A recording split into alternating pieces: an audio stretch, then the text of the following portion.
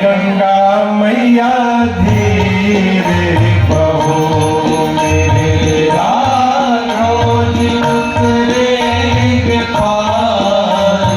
गंगा मैया धीरे बहो, गंगा धीरे बहो, गंगा धीरे बहो, गंगा धीरे बहो, गंगा धीरे बहो, ओ गंगा धीरे बहो, गंगा धीरे बहो, ओ गंगा धीरे बहो, गंगा धीरे बहो, हरे हरे बहो, हरे हरे बहो, मेरे राघव जी उतरेंगे पार।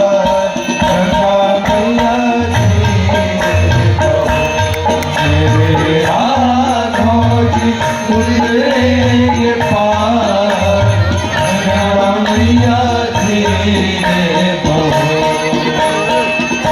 गहरी नदिया नाव पुरानी, गहरी नदिया नाव पुरानी, चल पुरवैया न गति ठहरानी, चल पुरवैया न गति ठहरानी, मेरे प्रियतम हाँ, मेरे प्रियतम बड़े सुकुमार। गंगा मैया धीरे बहो, मेरे प्रियतम बड़े सुकुमार। गंगा मैया धीरे बहो, मेरे राघव जी उतरेंगे पार। गंगा मैया धीरे बहो,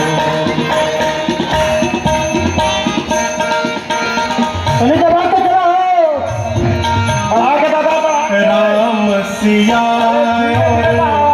लखन विराजे, राम सिया लखन विराजे, शीस जटान मुनि पर साजे, शीस जटान मुनि पर साजे, शोभा आज शोभा बनी है अपार। गंगा मैया धीरे बहो, आज शोभा बनी है अपार। गंगा मैया धीरे बहो, मेरे राघव जी उतरेंगे पार। गंगा मैया धीरे बहो, प्रभु दादा रुका रुका, लेला लेला लेला लेला आराम से, नहीं प्रभु हम तो आपको उस पार लेके आ गए हैं, अब आपको यहीं से आगे का रास्ता तय करना होगा। हे भाई केवट, तुम्हारा मैं जितना भी धन्यवाद कर सकूं उतना बहुत कम है। हे भाई केवट, इस वनवासी के पास आपको देने के लिए तो ज़्यादा कुछ नहीं है, परंतु आज मेरी तरफ से एक भेंट स्वीकार करिए, ठीक है? हे केवट, यह एक अंगूठी है जिसे मैं आपको उतराई के रूप में दे रहा हूँ, इसे स्वीकार करिए भैया। नहीं प्रभु, हम आपको घाट के पार लगाए हैं, जब आपकी शरण में आएंगे तो आप हमें पार लगाइएगा।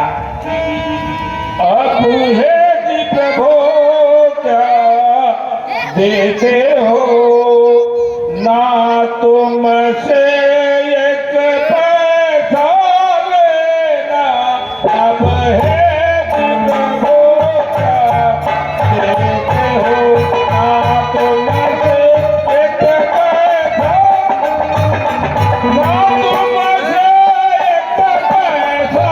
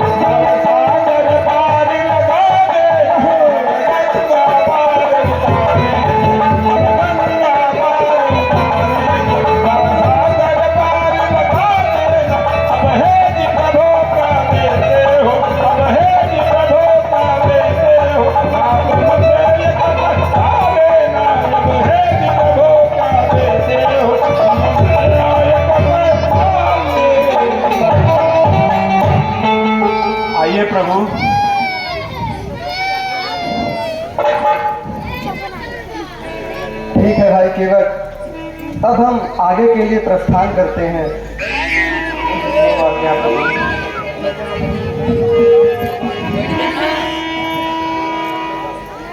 आयुष्मान भव।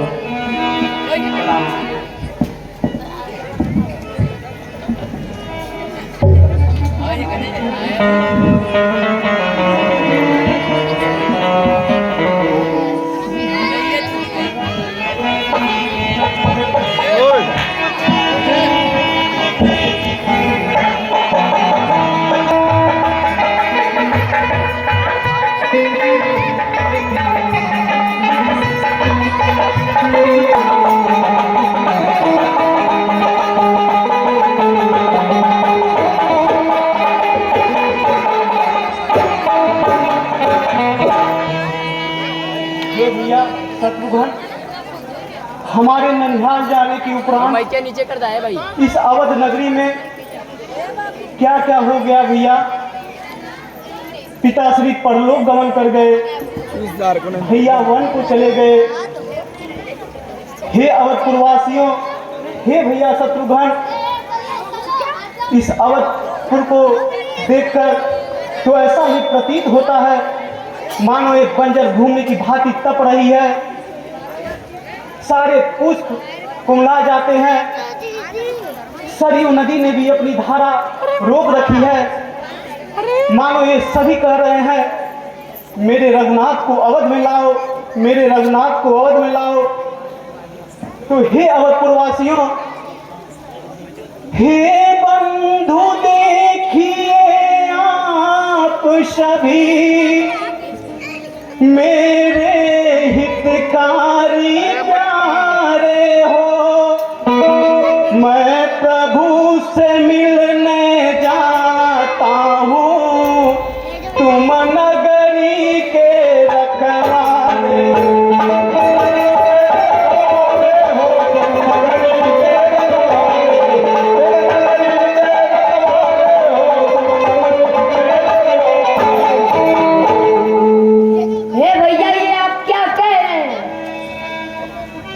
हे अवधपुरवासियों, मैं प्रभु श्री राम से मिलने के लिए वन में जाता हूँ और मैं उनसे विनय निवेदन करके अपने भैया को इस अवधपुरी में लेकर आता हूँ और स्वयं 14 वर्ष का वनवास काटकर पुनः आप सभी लोगों से आकर मिलूंगा। नहीं प्रभु, हम भी आपके साथ चलेंगे प्रभु। हे अवधपुरवासियों, यदि आप सभी मेरे प्रभु श्री राम के दर्शन करना चाहते हैं तो यह दास हड़प कौन होता है आप सभी को रोकने वाला। आप सभी साथ में चलिए। हे भैया शत्रुघ्न, अब इस अवधपुरी के सुरक्षा का दायित्व आपके कंधे पर है भैया। इसकी रक्षा कीजिएगा, इसकी रक्षा कीजिएगा। भैया यदि तुम सेवक हो, मैं भी सेवक कहलाता हूँ। यदि आप राम के अनुज हुए, मैं भी तो अनुज कहलाता हूँ।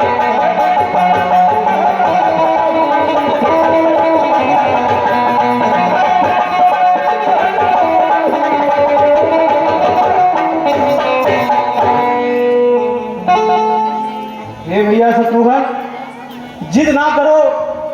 यदि आप भी इस अवधपुरी को छोड़कर चले जाओगे तो हे भैया इसकी रक्षा कौन करेगा, कौन इसकी रक्षा करेगा भैया।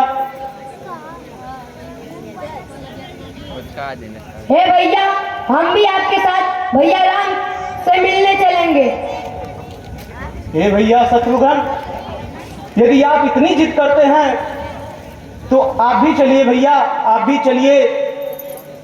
तो हे कुलगुरु मुनि वशिष्ठ, हे भैया शत्रुघ्न, हे अवधपुरवासियों, हम उसी जगह पर जा करके स्वामी को विनय सुनाएंगे। निश्चय प्रतीत यह होता है कर राज तिलक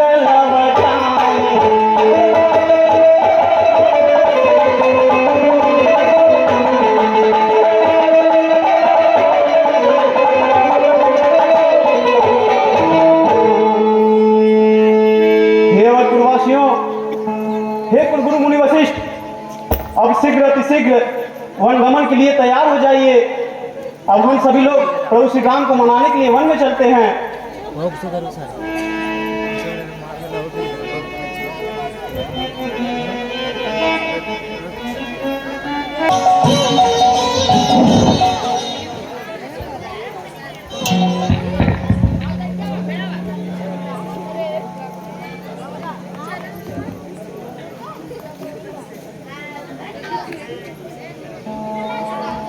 महाराज की जाओ। महाराज मैं भरत जी को देखा, बहुत चतुरंगी सेना लेके आ रहे हैं, बड़े बड़े हाथी, बड़े बड़े घोड़े।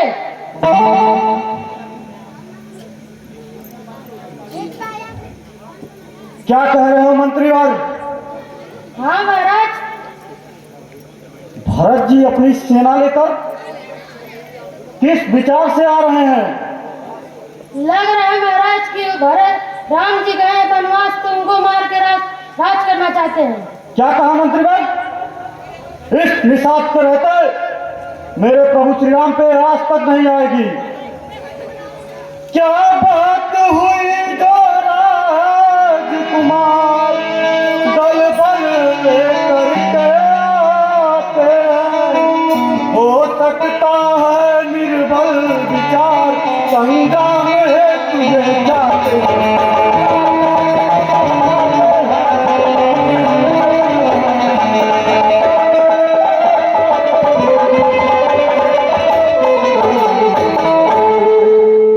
मुझे तो पहले से ही ज्ञात होना चाहिए था। जैसी माँ कहती है कुबुद्धि, वैसा ही सुत सुता होगा। रघुवर को मार कर राज्य निष्कंटक यही सोचता है।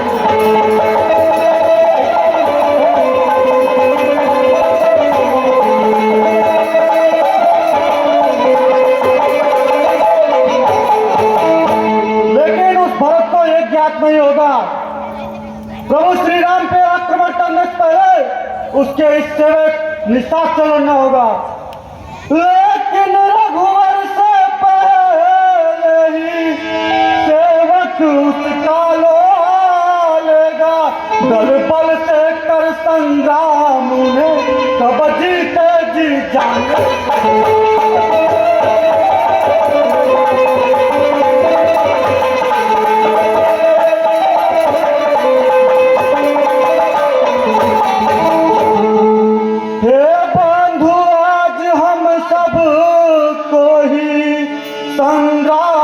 भरत से करना है श्री राम काज में, आज हमें मरने से तनिक न डरना।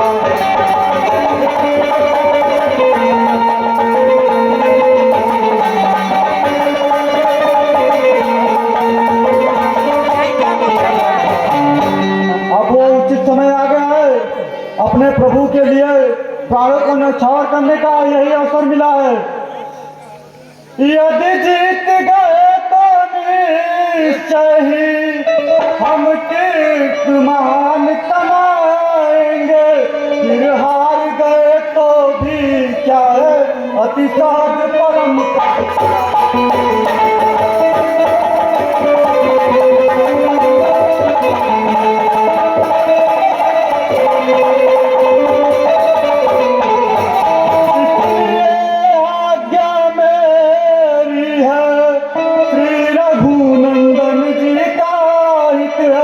गंगा से पार भरत जी को होने नहीं देना।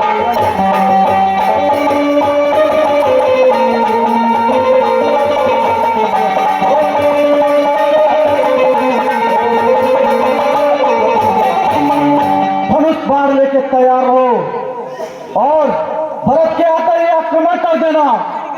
सावधान हो इसलिए हो जाओ तैयार। हे भैया जननी नहीं जननी बारंबार।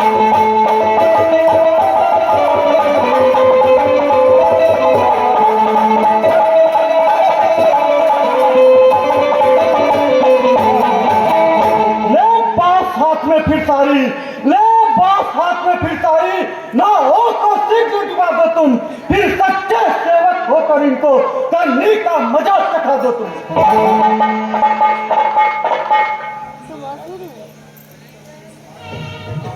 ले अस्त्र शस्त्र सब जल्दी, ले अस्त्र शस्त्र सब जल्दी, सम्मुख सेना के डट जाओ, मत एक कदम भी बढ़ने दो, चाहे सबके सब कट जाओ। युद्ध का समय आ गया है, युद्ध करने का समय आ गया है, तैयार हो जाओ। आज आज यह छीक मेरी बतलाती है, यह नीति मेरी बतलाती है, होगा न भरत से युद्ध, ओ रणनीति मेरी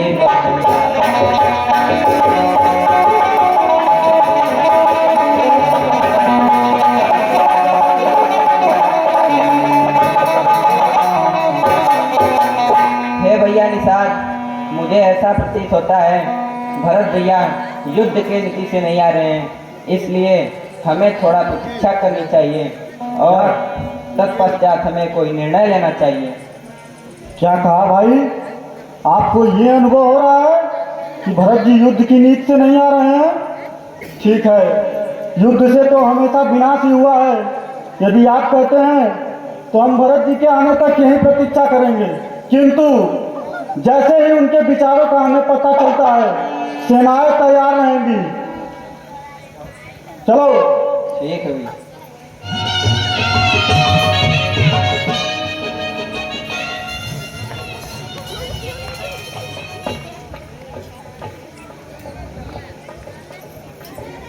भैया निषाद, हे भैया, प्रिय सतगुरु, श्रृंगबेरपुर के राजा निषाद राजगुरु हैं, कृपया आप इनकी चरण रज को स्पर्श करें। ये मेरे हमारे भैया के ही समान तुल्य हैं। हे भैया निषाद, कुल गुरु मुनि वशिष्ठ ने हमें बतलाया था आप हमारे भैया के गुरुकुल के मित्र, उनके बड़े स्नेही हैं। हे भैया निषाद, आप तो हमारे बड़े भैया के समान है, तो एक छोटी सी विनय है भैया, उसको स्वीकार करें। कृपया करके इस भरत को अपने छाती से लगा लो भैया, जिससे मुझे यही प्रतीत होगा मानो मेरे प्रभु श्री राम ने मुझे स्पर्श कर लिया। क्या भैया, आप भी मुझे अपराधी समझते हो? हाय रे विधाता, हाय रे विधाता। और ये जैसे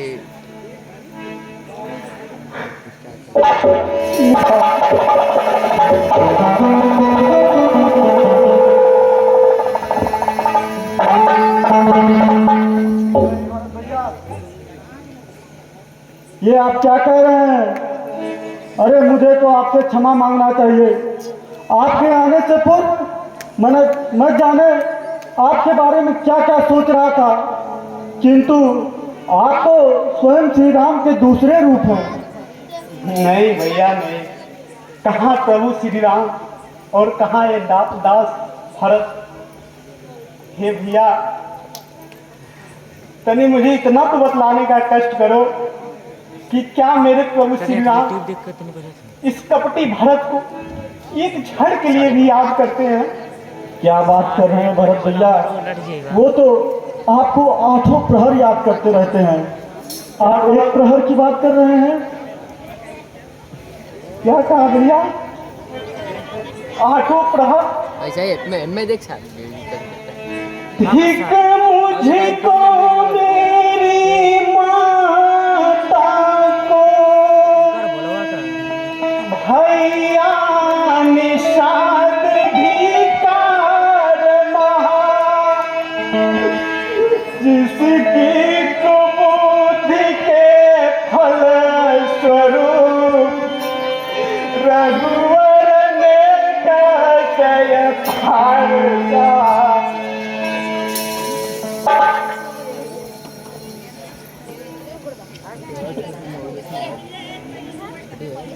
मैं ही हूँ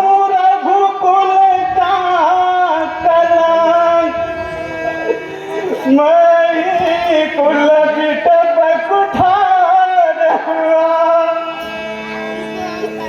मेरे ही कारण तो प्रभु को वन में आकाश पार।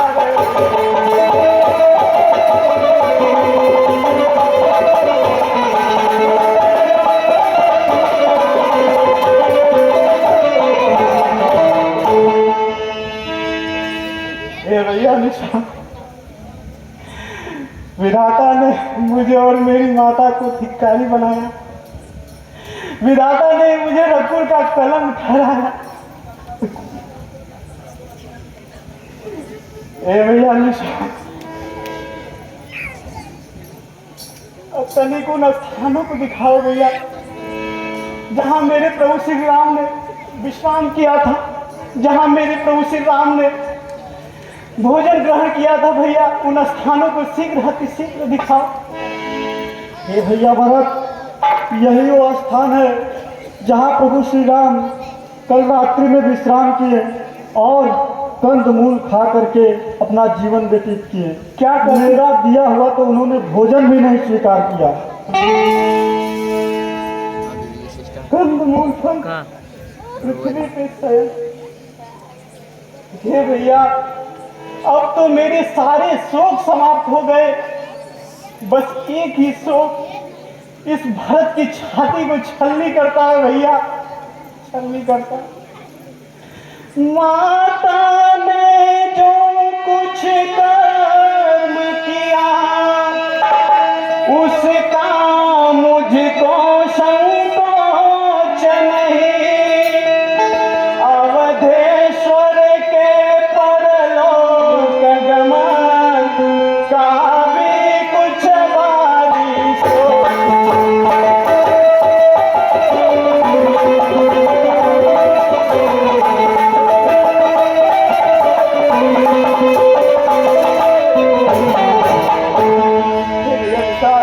रह कर एक विचार उठता बस मेरे मन में है, स्वामी श्री सीताराम आए इस भांति भटकते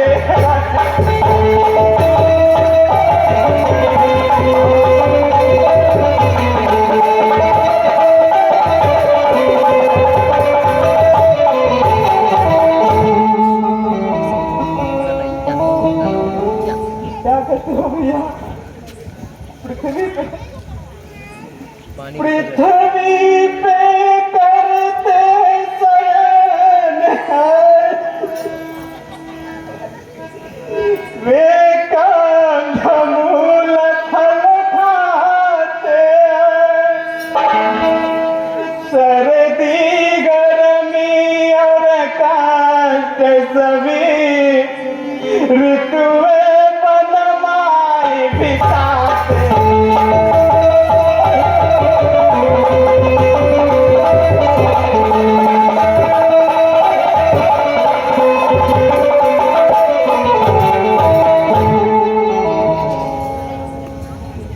भैया निषादराज, किंतु मैं भी अपने भैया रघुनाथ की शपथ खाकर कहता हूँ, इस प्रलय दाह के 8 तारा जलती रहती है छाती है, दिन को लगती है भूख नहीं, निदान भरत को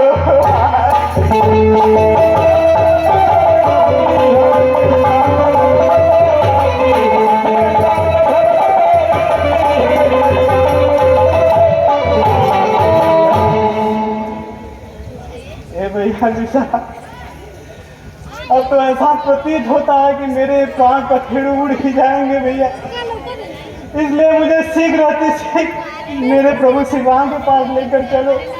शीघ्र ही आइए भरत भैया और इस रथ पे विराजमान होइए मैं अति शीघ्र आपको प्रभु श्री राम के